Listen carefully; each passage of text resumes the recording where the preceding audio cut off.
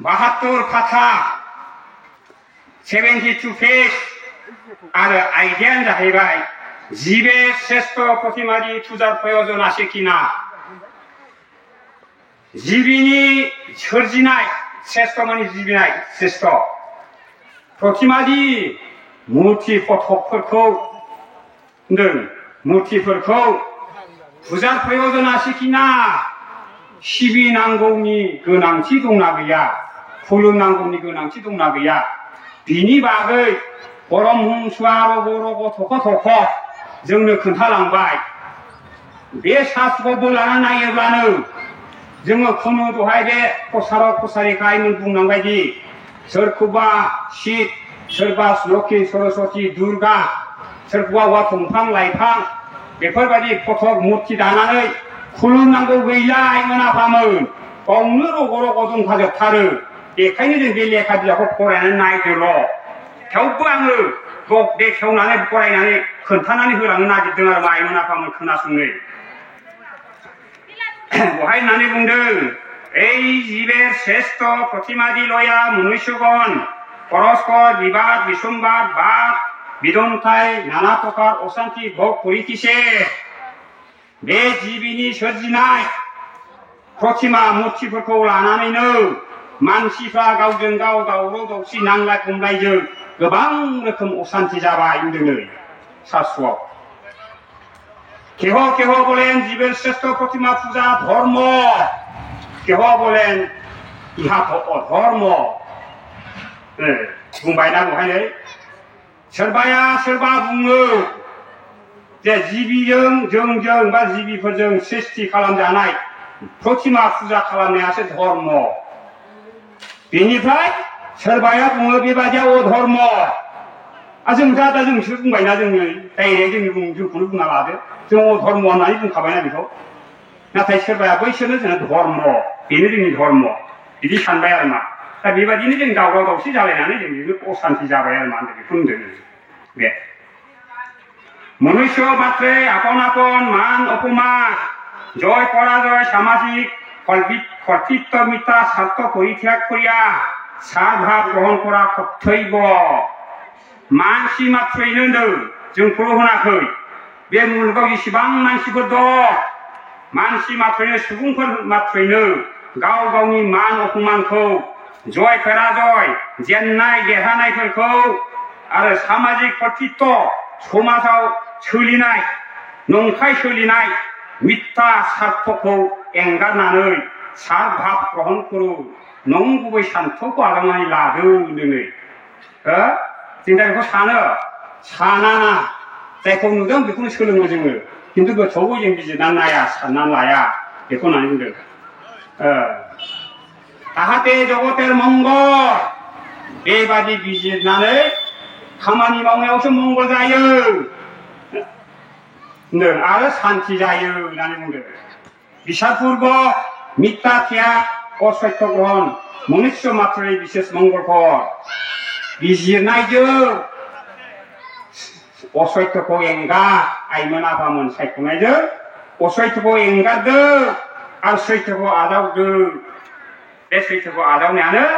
मानसि मात्रयैनो गुबै गाहाम जायो होनो आरो माने दा जों सैथो मिथ्याखौनो सायख'वा मावनांगौ खुलुमनांगौ बेबायदिनो साननानै जों बेबायदि सोलिबोगासिनो दं नाथाय नै बेवहाय बिसारपूर्वक होनदोंनो बिजिरो सायख'नानै नंखायखौ एंगार आरो सैथोखौ आजावनानै मानसि मात्रयै आजावनायानो मानसि मात्रनि गुबै गाहाम खालामदों आरो যিনি এক সত্য নিরাকার সাকার জ্যোতিস্বরূপ জীব সমূহকে লয়া প্রকাশমান যায় এক সত্য मोनसेल सत्यआ निराकार साखा नुजायै नुजानाय ज्योतिस्वरूप बे ज्योतिस्वरूपआ जीब समूहके लया जिबिफोरखौ लानानैनो प्रकाशमान बेरखांनानै दङ होनदों नै ताहार शरणागत हया क्षमा दीक्षा एवं श्रद्धा भक्ति पूर्वक खतना नमस्कार प्रणाम उपासना करा स्त्री पुरुष बालक वृद्ध युवा मात्रै कर्तव्य होनदों बिनि आथिङाव हमनानै बे ज्योतिस्वरूप परब्रह्मनि आथिङाव हमनानै 포마지카디 서다복지 칼라 아로스칼라 시비 이거 시비네야는 인자 호와 버라이 부에가 세이브 생각하고 만시 마트리네 마우거나 하와 안정을 만해 아이거나 밤은 다부하이 나니 분전에 부하이 পুত্র কন্যাগণের আপন আপন চেতন জীবিত মাতা পিতাকে শ্রদ্ধা ভক্তি সহকারে প্রণাম দণ্ডবত ও তাহাদিগের আজ্ঞা উত্তরভাবে প্রতিপালন করা উচিত नंखागौ बिलाय जों फिसाला फिसाजोफ्रा गाव गावनि गोथां थांनानै थानाय बिमा बिफाखौ सिबिनाय खुलुमनाय होनानै बिसिनि बोसोनखौ मोजां रोखोमै फालिनायानो जोंनि मावनो गोनां हाबा फिसाफोरनि मावनो गोनां हाबा होनदों बे পিতা মাতার যখন যাহা প্রয়োজন তখন তাহা বুঝা ফিকিতে দেওয়া কর্তব্য বিমা বিফায়া जेब्ला जायखौ गोनां जायो बेखौ बिखौ बिनो बुजिनानै अननायजों होनाया जों फिसाफोरनि खामानि जों दा बिदिसो खालामनांगौना गोथां अबस्थायाव बिमा बिफाया जेखौ लुबैदों जेखौ मोननांगौ जानांगौ बेखौ जों अननानै होनांगौ होननानै बुंनाय जादों मावबाय जेमन सुकुर अन्न जेमन खुदाय अन्न जेमन उखैनायाव आदार पिपासाय जल गांनायाव दै शिके वस्त्र इत्यादि होनदों गोजांनायाव जि जोम बायदि बायदि होनांगोन होनदों आरो माने जों बिमा बिफानो बोराय बुरि जायोब्ला এইরূপ চেতন মনুষ্য মাত্রে পরস্পরে দুঃখ নিবারণ করা কর্তব্য बे रोखोम गोथां मानसि मात्रैनो गावजों गावनि दुखुखौ बोखारलायनायानो जोंनि मावनो गोनांथार কর্তব্য ইয়াতে কর্মাথা বা জগতের মাতা পিতা প্রসন্ন হইয়া পুত্র কন্যা বা মনুষ্যের সকল প্রকার অমঙ্গল দূর করিয়া মঙ্গল শান্তি বিধান করেন बेबादि मावनायावसो इसोरा एबा मुलुगनि बिमा बिफाया खुसि जानानै फिसाला फिसाजो एबा मानसिफोरनि गासैबो दुखु खस्थ अमंगलखौ बोखारनानै गाहाम शान्ति होगोन जोङो माने बे किन्तु যখন চেতন মাতা পিতা সুসুপ্ত অবা মৃত অবস্থায় থাকেন তখন তাহাদিগকে প্রণাম নমস্কার পূজা করিবার অথবা অন্ন জল জোগাইবার কোনো প্রয়োজন থাকে না नाथाय जेब्ला गोथां बिमा बिफाया गोदो गोदो उन्दुसो लानानै थायो एबा थैनाय अबस्थायाव थायो अब्ला बिसोरनो बे बिमा बिफानो बा बिमा बिफाखौ खुलुमनांगौ फुजा खालामनांगौ एबा ओंखाम दै होनांगौनि जेबो गोनांथि थाला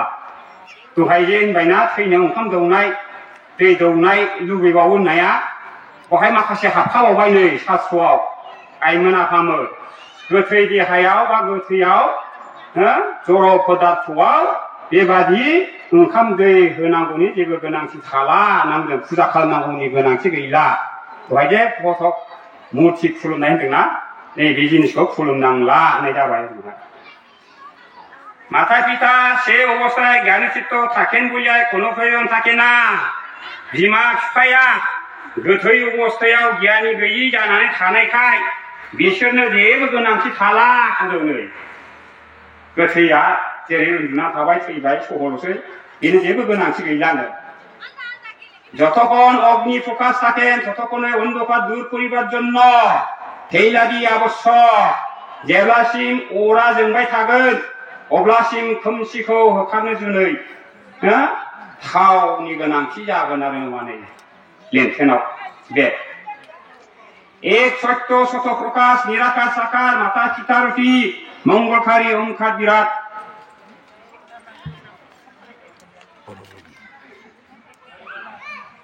विराट ज्योतिषस्वरूप चंद्रमा सूर्यनारायण व्यक्त बा प्रकाशमान बिलाय बहाय होनदों सासेल' सैथोआ गावनो नुजासारनाय सत प्रकाश प्रकाश निराकार साकार नुजानाय नुजायै बिमा बिफा महरै गाहामगिरि ओंखार गेदेमा परब्रह्म अखाफोर साननारायणानो गोसारलानाय जेरावबो नुजानानै दं इहा सन्मुखे बालक बृत्त युवा स्त्री पुरुष मनुष्य मात्रै श्रद्धा भक्ति पूर्वक नमस्कार प्रणाम दंडवत उपासना स्थापना करिबे बे ज्योतिषुर परब्रह्मनि मोखाङाव बालक उन्दै गथ'फ्रा बृद्ध बोराय बुरैफ्रा सेंग्रा सिख्लाफ्रा हिनजाव हौवा मानसि मात्रैनो श्रद्धा भक्तिपूर्वक सिबिनाय खुलुमनायजों स्थापना खालाम होनदों आरो माने आरज गाब যথাশক্তি অগ্নিতে ओंकार मंत्र बुलि आहुति दिबे हानायखिनि गोहोजों अराव ओंकार मंत्र होननानै बुंनानै आहुति हो इहार नाम ब्रह्म गायत्री बा ओंकार बिनिनो मुङा ब्रह्म गायत्री एबा ओंकार होननानै बुंदों ज्योतिषुर परब्रह्मनि मुङानो ब्रह्म गायत्री बा ओंकार खोन्थाखाबाय भक्तिपूर्वक प्राण वायु संगे संगे मने मने ओम सद्गुरु मंत्र जप करिबे खुलुमनायजों हां हगारनाय बोनायजों लोगो लोगो सोत सोत ओम सद्गुरु मंत्रखौ जप खालाम बेखौथ' बुंगासिनो प्रसारक प्रसारिका आइमोना न'खराव जग होयोब्लाबो बेखौ बुंखायो खालामहोखायोबो स्त्री पुरुष जीव समूहके अन्न जल और बस्त्र दिया ताहातेर अभाब दूर करिबे हिनजाव हौवा जिबिफोरखौ ओंखाम दै जि गाननाय जोमनाय होनानै बिसिनि आंखालखौ फोजोब शास्त्रआव जोंखौ फोरोंबाय नै बिदिनो इहाय ब्रह्म बा भगवान प्रकृति फुजा बा भग देवा हय बेबादि खालामनायजोंसो बै जों ब्रह्म जे होनदों भगवानसे होनदों बे ब्रह्म भगवाननि नंगुबै फुजा आरो भग होनाय जागोन होनदों आरो माने बेबादिजोंसो होमबा जों बेबादि मावनांगौ ना मावनाङा आइमोन आफामोन आदै बायदा लासै लासै बुंलांबाय थागासिनो दंथारो नै गोब्राबथ' गोब्राब इहा निस्सय जानिबे बे एखेबारे नंथारगौ मिथिनानै ला चैतन्यमय जीव बा अग्निके आहार्य पदार्थ दिले प्रत्येक ब्रह्म आहार करे बै गोथां गोग्गो जिबि बा अरा जानो होनाय आहारफोर मुवाफोरखौ रोखा ब्रह्मआ आहार खालामो होनदों आरो माने दे नंगौना नङा जों होनायखौ आहार खालामबायना हनै अरा रोखा जोंनि मेगनावनो नाथाय गुबुनाव होयोब्लाथ' जेरै होयो ओरै थागौमोन ना दा बेखौ दानि भाङायलांनोसै आइमोन आफामोन मोजां खोनासं नै इहा চেতনাকে না দিয়া প্রেতা আরম্ভ করা নিতান্ত অজ্ঞানের কার্য ও সর্বপ্রকারে নিষ্ফল নেই बेबादि गोथांनो गोथां जिबिनो गोथां अब्रह्मनो ना दिया होआबालानो बेत्ता आरम्भर खरा ओरैनो आरम्भर साजायनानै मावनाया नितान्त एखेबारे अज्ञानेर कार्य अज्ञाननि खामानि मावनाय जायो अ सर्वप्रकारे निष्फल आरो गासैबो रोखोमै जों जे रोखोम फिथाइ मोननो नागिरदों बे फिथाइ मोननाय नङा निष्फल जागोन फिथाइ गैयै जागोन होननानै बुङो आरो मा बेबादि खामानि मावनाया बेबादि ईश्वर उपासना खालामनाया जे पर्यन्त चेतन स्त्री पुरुष जीव समूह आहार ना करे बा अग्नि आहुति ना दे সেই পর্যন্ত চৈতন্যময় ব্রহ্ম বা ভগবানের কোনো মতে প্রকৃতি পূজা বা ভোগ দেওয়া হয় না जेब्लासिम गोथां हिनजाव हौवा जिबिफोरनो आहार होनाय नङा एबा अराव आहुति होनाय नङा अब्लासिम गोग्गो गोथार ब्रह्म बा भगवाननि কোনো মতেইबो नंगुबै फुजा एबा आहार होनाय जानाय नङा होननानै बुंदों माने अराव आहुति होआबालानो आरो जिबिफोरनो गांनाय उखैनायनो आदार दै होआबालानो जुदि माबा रोखोमनि अनासिथा बावगारोब्ला होगारोब्ला बे मालाबाबो ब्रह्म भगवाननि बे फुजा जानाय नङा बा आहार होनाय जानाय नङा होननानै बुंदों आरो माने इहा निस्सय सत्य ध्रुव बे एखेबारे नंगौ सैथो बेखौ मिथिनानै ला इहार विपरीत करा राजा प्रजा बा मनुष्य मात्रनि अधर्म बेनि उल्था मावनाया राजा प्रजा मानसि मात्रनिनो अधर्मसो जायो अमंगल दुखेर खारन गाज्रि आरो दुखुनि जाहोन बेबादि मावनाया आरो मा अनासिथा बेबादि मावनाया बेखायनो आइमोन आफामोन जों बिजिर शास्त्रखौ बिजिरनानै जोङो खामानिखौ माव जेरै बहाय बुंदों नै मोनसे गरायजों थुलुना होदों जोंदा आन्दायना दङना गोथांखौ खुलुमाबालां गोथैखौसो खुलुमदों थिग बेबादिनो जोंखौ गरायनो थुना होदों नै बहाय घर दौरे घरा जेमन तेमनै बाजि जिते बा हारे नोङो आन्दायनानै खारनाय गराया मा होनदों जेमन तेमन बियो बादिनायाव देरहागोन ना जेनगोन बिलाय बेखौ होनदों आरो मानो आन्दायनानै खारलाबायनाय गराया बादिनांनायाव देरहाया नाङो जेनगोन बोरैबाबाने जेनथारगोन बे थिग बेबादिनो भालो गराय सवार हइले भालो रुपे बाजि जिते थिग बेबादिनो मोजां गराय गोख्रों खारनो हाग्रा गरायब्ला बे मोजां रोखोमै बे बादिनायाव देरहागोन होनदों माने दा जों बबे गरायाव गाखोदों आइमोन आफामोन हनै माबा दंफांनि गराय गाखोनानै दाब्रायलाबायदों नङा होमबा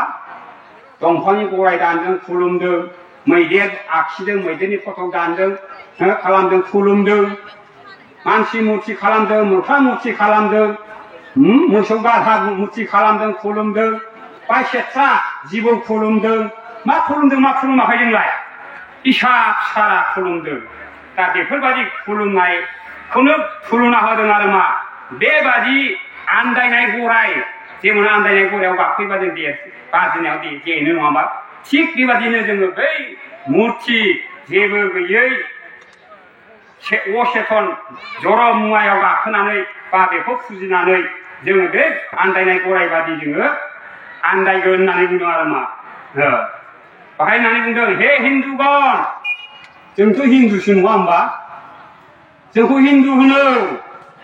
नाथाय बै माखासे हिन्दुफोरनिख्रुइ जों गोजौ थाखोनि हिन्दु आइमोन आफामोन जाय फलाव जों बे ब्रह्म जगखौ होनो मोनदों बेखायनो जों हिन्दुनि बिथोराव जों गोजौ थाखोनि हिन्दु बेखौ होनना बुंदों नै हिन्दुफोर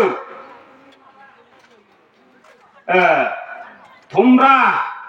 প্রস্তরাদি নির্মিত প্রতিমারূপী ঘোড়ায় সরিয়া কিরূপে বাজি জিতিसेन नै हिन्दुफोर नोंसोरो दंफां अन्थाइ बायदि बायदिनि बानायनाय प्रतिमा महर गरायाव गाखोनानै माबोरै नोंसोरो बादिनायाव देरहानो होनदों जों देरहागोन नामा बिदिजों देरहायाना बेहाय शास्त्रआव मा बुंदों दिनै हिनुता दुखेर सिमा नाय नंखायाव दुखुनि सिमा गैया अनजिमा गैया थायानो आइमोन आफामोन बे नंखाय ना नंगौ नामा बिलाय बे मुरथिया नंखाय बेखौ होनदों नै नंखायाव दुखुनि अनजिमा थाया सत्य पद भ्रष्ट सैथो लामा आन्दायो सैथोनि लामाखौ आन्दायनानैसो जों दा खुलुमग्रा नंखायखौनो बेखौ खिन्थादों नै खास প্রস্তরাদিকে নমস্কার প্রণাম ইত্যাদি করিয়া জড়বুদ্ধি ও অজ্ঞানাশূন্য হইয়া নরক ঘুরিতেছেন দंफां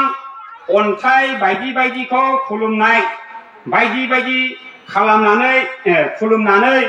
बायदि बायदिखौ खुलुमनानै जड़ बुद्धि जोंनि बुद्धिया गियाना गोथै जाबाय होनदों दे अज्ञानाशूন্য हया नरक घुरितेছেন आरो अज्ञानाव गोग्लैसोनानै गोदोसोनानै जों नरकआवसो भग खालामनांगासिनो दं दिनै नरकआवसो ओमफ्राय बेसे गिदिर राव बेलाय जों नरकआव थाबाय थानांगौ ना सोरगोआव थांनांगौ दे बेखौसो जों साननो गोनांसै दा आइमोन आफामोन बुजिदोंना आइमोन आफामोन हमनो हादों रावखौ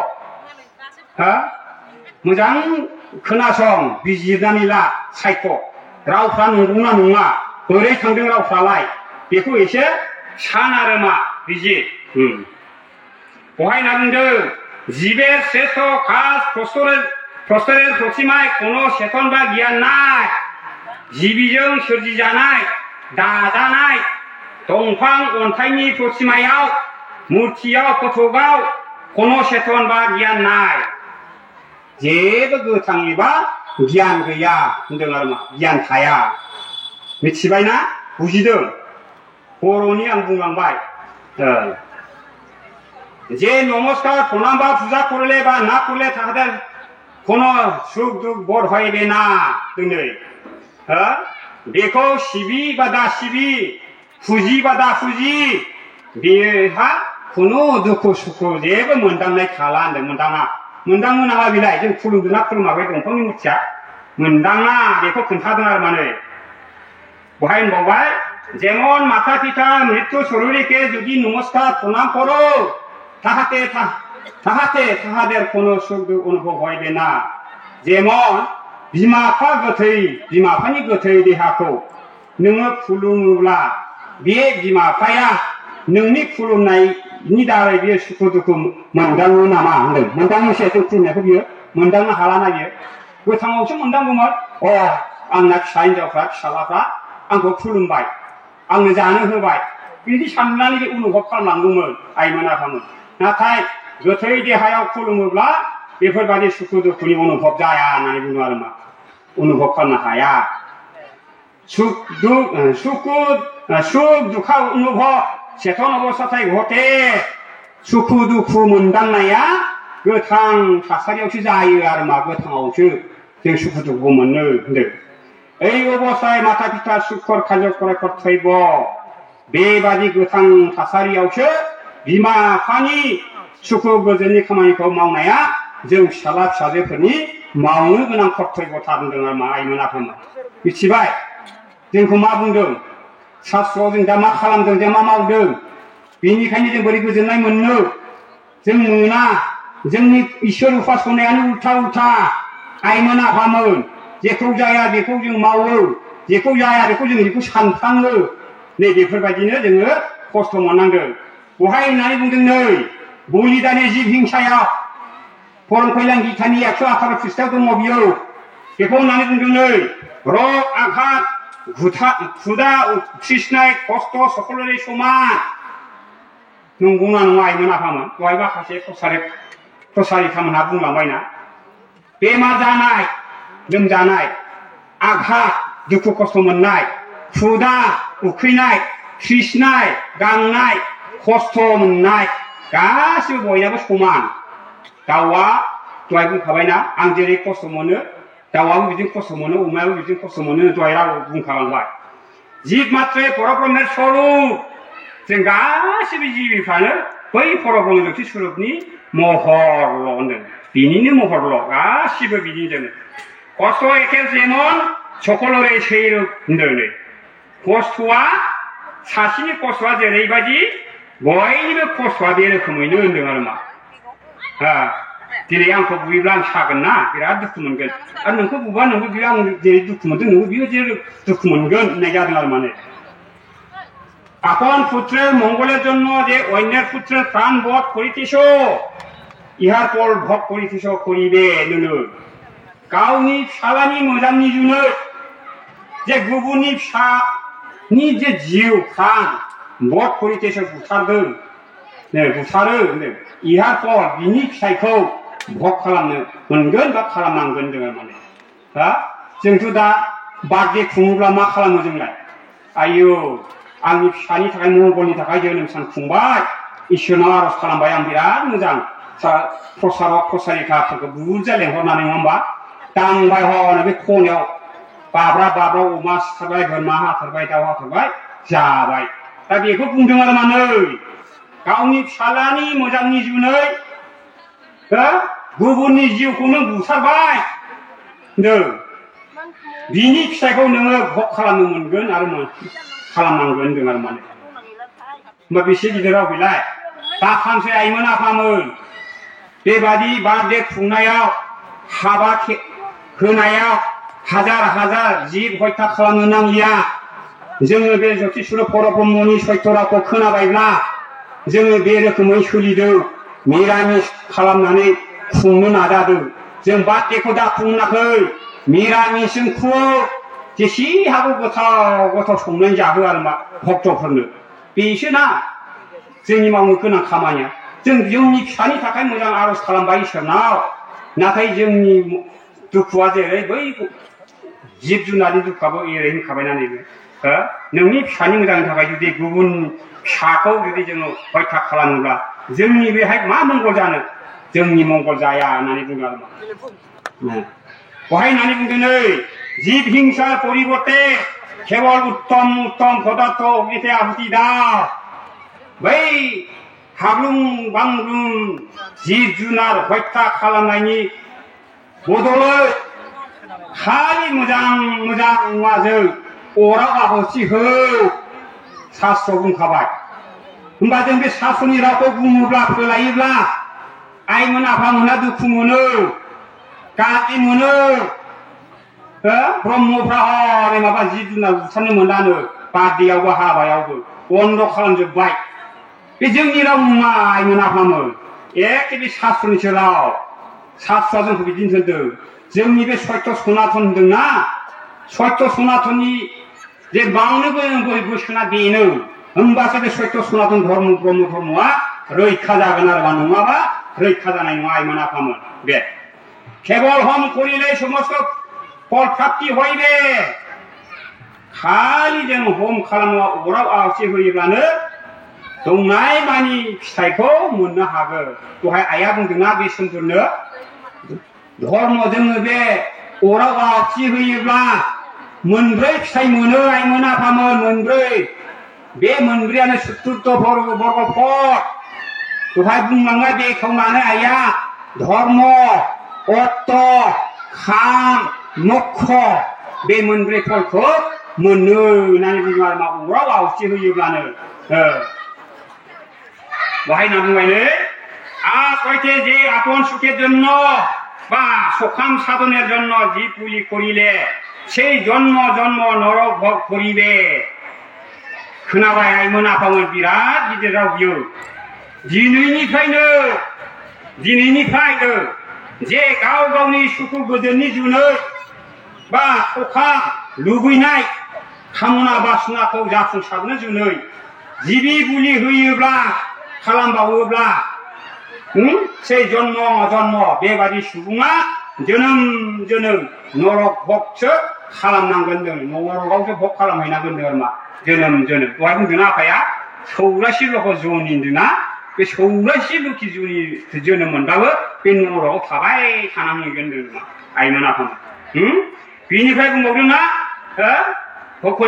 सबंसे ध्वंस हइबे आरो बिनि नखरैनो सबंस जाथि खुरमा बंसफ्राबो दंस जोबस्रांगोन होननानै बुंदों आरो माने होमबा एफा गिदिर रावखौ जों मिथिनानै जों फालिनांगौ ना फालिनाङा आइमोन आफामोन दे जों बेखौ गिनांगौ ना गिनाङा जों बेखौ बुंब्लाबो खोमा फिथिगारो आइमोन आफामोनहा है नङा गोदोनिफ्राय खिथाबोबाय जाबोबाय बेखौलाय सोर नुदोंसै बेखौलाय सोर मिथिदोंसै बेबादि जाहैगोन ना जाहैया नै बेफोरबादिनो सन्देह खालामबावो आरो आइमोन आफामोना नङा निस्सय जाथारो आइमोन आफामोन जों गोथां अबस्थायाव जोंनि बेबहारफ्रा जोंनि सोलिनायफ्रा जोंनि आसार खान्थिफ्रा जुदि थिग नङाब्ला जोंनि सोलिनाय बायदि जोंनि बेबहार बादि परब्रह्म ज्योतिषबा पुनर जों बै जोनोम मोनहैफिनब्ला बे जोंनि मावनाय आखल आखु सभाफोरजों दारै जोंखौ पुनर आथिं आखाइ बे रोखोमै गठन खालामनानै जोंखौ जोनोम होफिनो होननानै बुंदों आरो माने बेसे गिदिर राव बिलाय बे शास्त्रनिसो राव आंनि राव नङा बेहाय बेखायनो जों धर्मके धर्म जों बेबादि जिब हिंसा खालामनायखौसो धर्म सानदों नाथाय अधर्मखौनो धर्म जों सानदों आरो मा अधर्मके धर्म धर्मके अधर्म भागितिस जों दा बेबायदियासो सत्य धर्म जों बे सत्य धर्मखौसो अधर्म सानो हनै मानसिफ्रा जिबि बुलि जिबि हत्या खालामनो मोनैनि दारै नाथाय बेफोर अधर्मसो जायो होननानै बुंदों हनै बुंखादोंना बुंदों गेदेमा सुबुंफ्राबो रावाव बुंनाय दं अहिंसाय परम धर्म जिब हिंसाय महापाप बे रावखौ जों बयबो मिथिगौ लेखाबो नुबाय खोनाबायबो नंगौना नङा दिनै जों बे अधर्मआवसो थांगासिनो दं आइमोन आफामोन जों बयबो बेखायनो बुंदों बेवहाय दुर्बुद्धि इन्द्रजालेर खेला गाज्रि बुद्धिया गाज्रि खेलाया इन्द्रजालनि गेलेहोनाय जों दा बेहाय गेलेगासिनो दं इन्द्रजालाव जों गोग्लैनानै बे गासिबो गाज्रि गियाना बिनि जोब होनदों हथाते आसे आसन्न काले बिपरीत बुद्धि दा खोथाव दं होनदों आइमोन आफामोन बाथ्रायाव दङ जेला जोबनाय आन्दायनाय जाबाय जेला आन्दायबाय तखन जोंनि बुद्धियाबो उल्था जाबाय आरो मा जों धोरोमखौ सत्य धर्मखौ सिनायाखै जोंनि खुलुमनाय उपासनाफ्रा जायाखै शास्त्रआव जेरैबायदि थोनदोंमोन बे रोखोमै जों थाङाखिसै गुबुन रोखोमै गुबुन खुलुमबाय जेब्लानाखि जों खस्थ' मोनबाय खस्थ' मोनोबा जोङो आन्दायबाय आन्दायोब्ला जोंनि गियान बुद्धिफ्राबो उल्था जाबाय आरो माने बेखौनो खोन्थादों आरो मा आइमोन आफामोन बे आइ आरो आफामोन दा बेखायनो जों फैदों जों बेफोरबायदि शास्त्रफोरखौ खोनासंनानै जोङो लादिनि आरो मावदिनि आइमोन आफामोन दा बेवहाय मा बुंदों नै आइमोन आफामोन जोङो बे मायापुरि संसारनिफ्राय बारग'नांगौब्ला जोङो माबायदि नावआव गाखोनांगौ माबायदि नाव